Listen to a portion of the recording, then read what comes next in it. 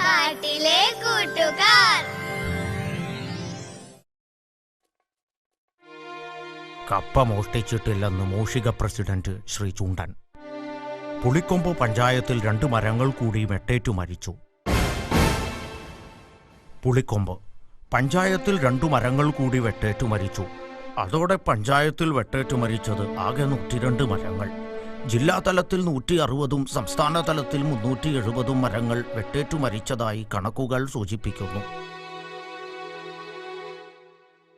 പാവം, മനുഷ്യരുടെ വെട്ടുകൊണ്ട് ചാവാനാ അവരുടെ യോഗം.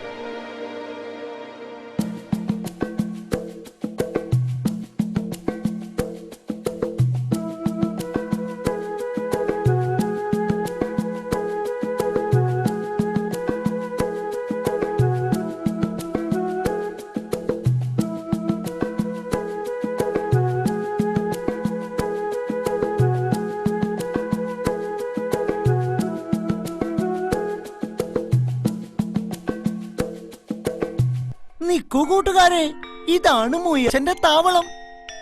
നമുക്ക് പോയി നോക്കിയാലോ? ശരി, എന്നാ വരൂ.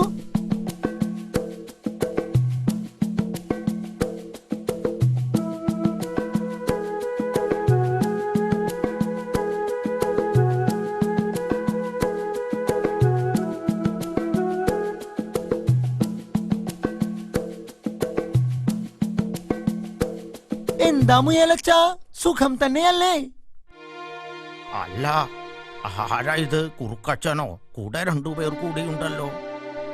ഇവർ എന്റെ സുഹൃത്തുക്കളാണ്. നമ്മളെ എല്ലാം കാണാൻ വന്നവരും കൂടിയാ. അതെയോ? അല്ല മുയലച്ച, ഇന്നത്തെ പത്രത്തിലെ വിശേഷങ്ങൾ എന്തൊക്കെയാ? പതിവ് പോലെ തന്നെയാണ്. ഇങ്ങനെ പോയാൽ നമ്മുടെ കാട് മരിക്കുക തന്നെ ചെയ്യും.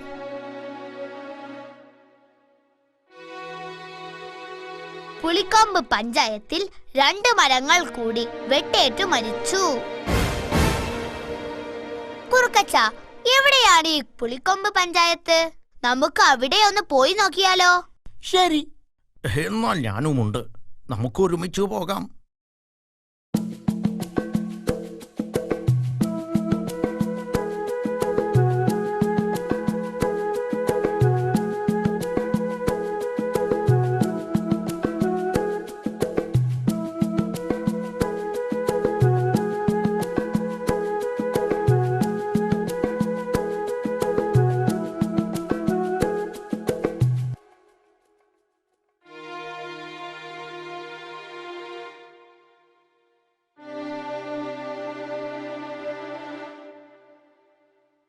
ഇവിടെയാണ് ഇന്നലെ 2 മരങ്ങൾ വെട്ടേറ്റു മരിച്ചത്.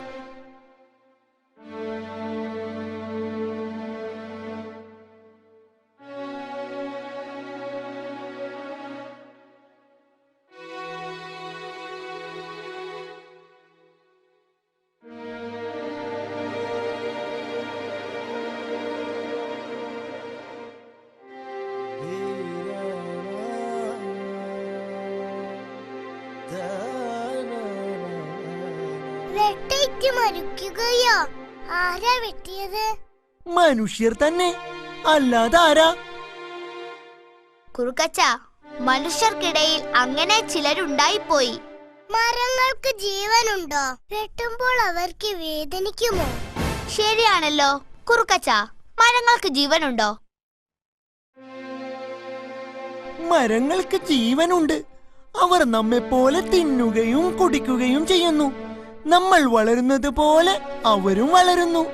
നമുക്ക് വേദനിക്കുന്നത് പോലെ അവർക്കും വേദനിക്കുന്നു. മനുഷ്യർക്ക് അത് തിരിച്ചറിയാനുള്ള കഴിവില്ലാതെ പോയി. എന്താ കുറുക്കച്ച,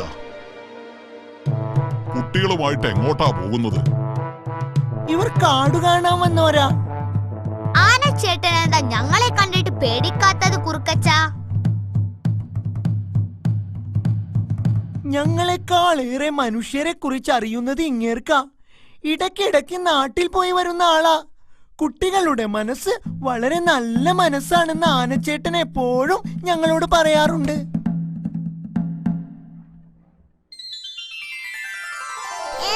ഞങ്ങൾ ആനച്ചേട്ടന്റെ പുറത്തൊന്ന് കേറട്ടെ. അതിനെന്താ, കയറിക്കോളൂ. ഇനി ഏതായാലും ആനച്ചേട്ടനുമൊത്ത് ചുറ്റിക്കറങ്ങിക്കോളൂ. ഞാൻ പോകുന്നു.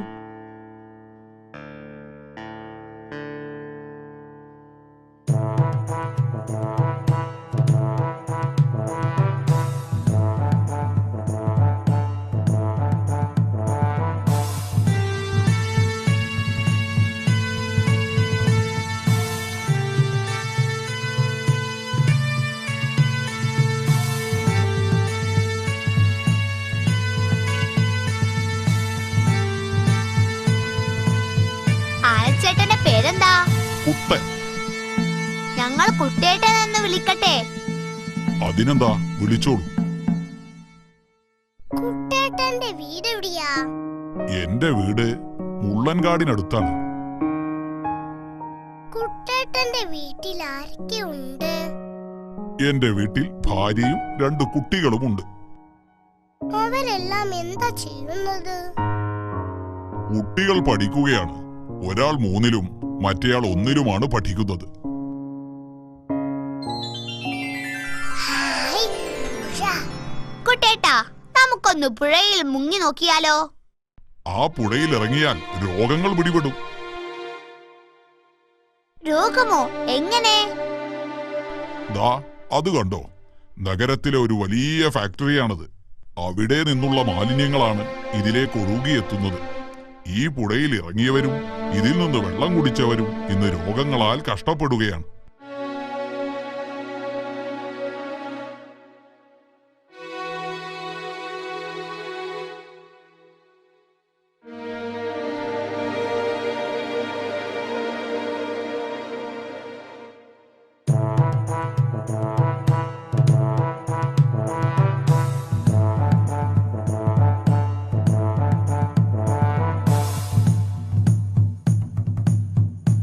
അപ്പൊ നിങ്ങളെല്ലാം എവിടെ നിന്നാ വെള്ളം കുടിക്കുന്നത്? ഇവിടെ അടുത്ത് ഒരു കുളമുണ്ട്.